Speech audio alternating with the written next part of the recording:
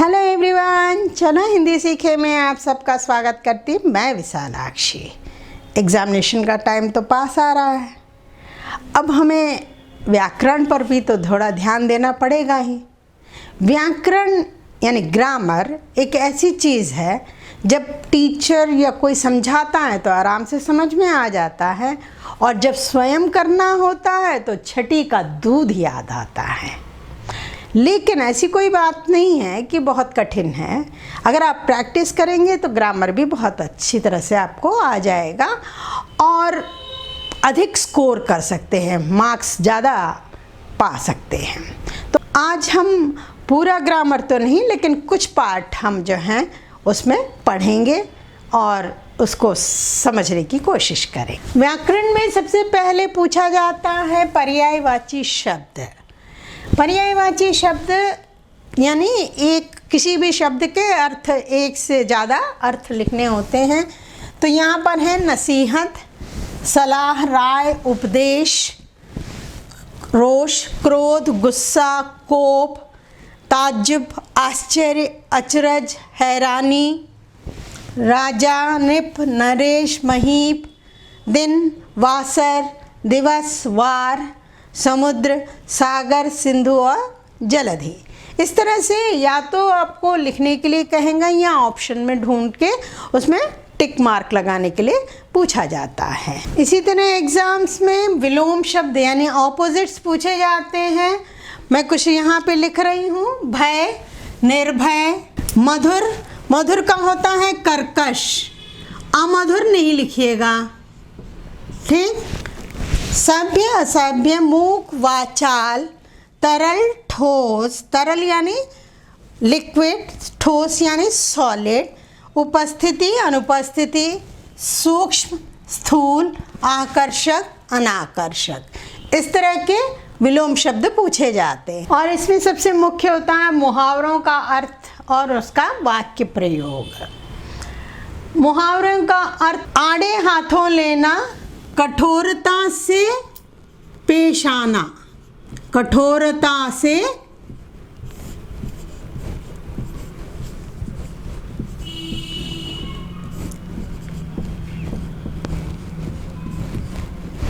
कठोरता से पेश आना।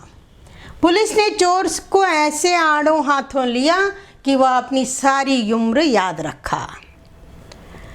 अजय घर में पैसे चुराने पर माँ ने उसे आड़े हाथों लिया। इस तरह से हम इसके वाक्य को बनाते हैं। सेकंड वन है अंधे के हाथ बटेर लगना।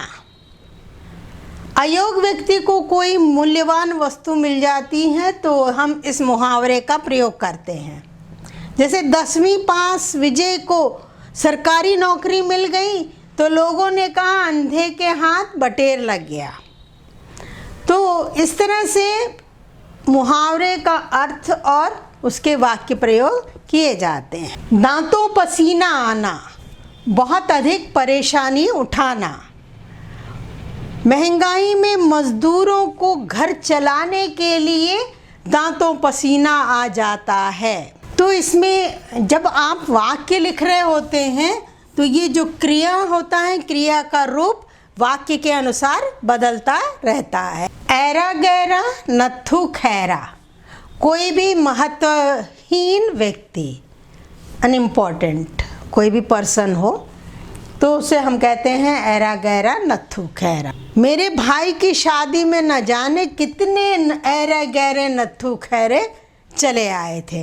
मतलब बिन बुलाए मेहमान जैसे लोग जब आ जाते हैं तो हम इस मुहावरे का प्रयोग करते। नेक्स्ट वन, लोहे के चने चबाना, बहुत संघर्ष करना। महामारी के समय में गरीबों ने लोहे के चने चबाए।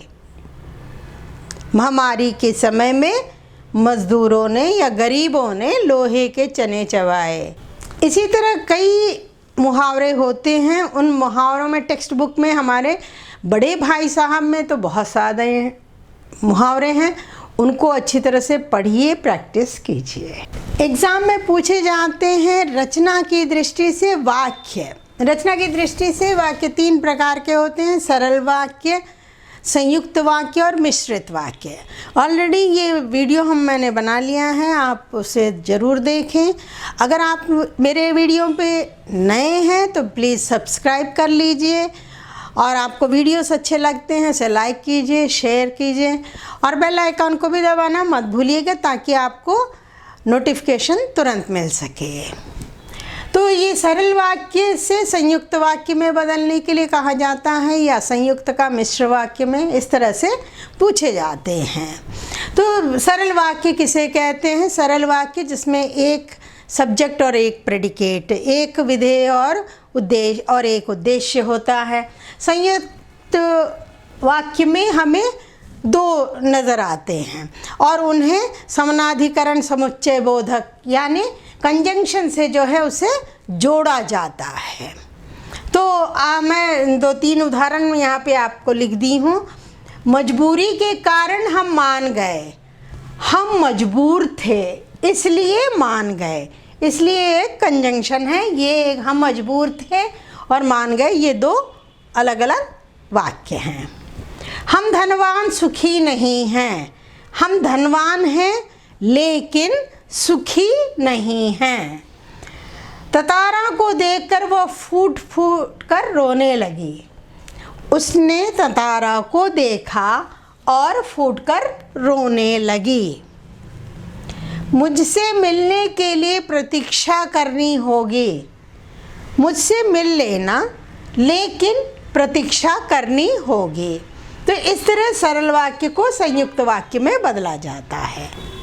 वैसे ही सरल वाक्य को मिश्र वाक्य में, मिश्र या मिश्रित वाक्य दोनों कह सकते हैं। किस तरह बदला जाता है?